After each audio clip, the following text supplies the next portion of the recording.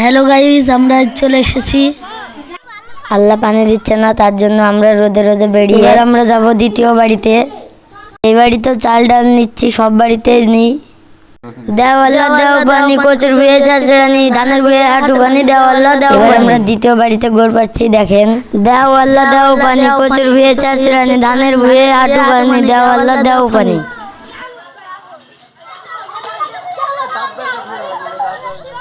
আমাদের ভালোই চাল উঠেছে।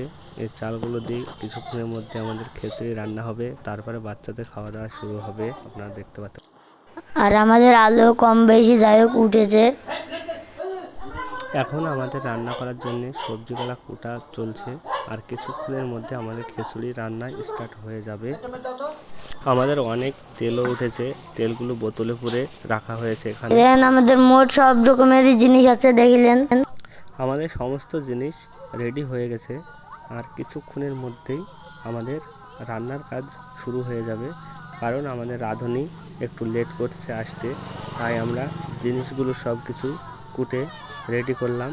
রেডি করার পরে বাচ্চারা গ্যাসের ওভেন আনতে গেছে।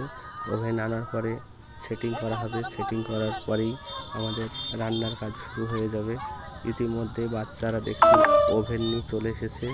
এখন আমাদের রান্না করার লোকও চলে এসেছে। আমাদের এখন রাস্তার উপরেই রান্না হচ্ছে। চরমুক্তারপুর হাটপাড়ায় রোডের সাইডেই আমাদের বাচ্চারা রান্না করে খাওয়া দাওয়া শুরু করে। এই দেখেন এবার রান্না হচ্ছে। সব ছেলেপেলের খাওয়া দাওয়া হয়ে গেছে, এগুলো লাস্টে খাচ্ছেন।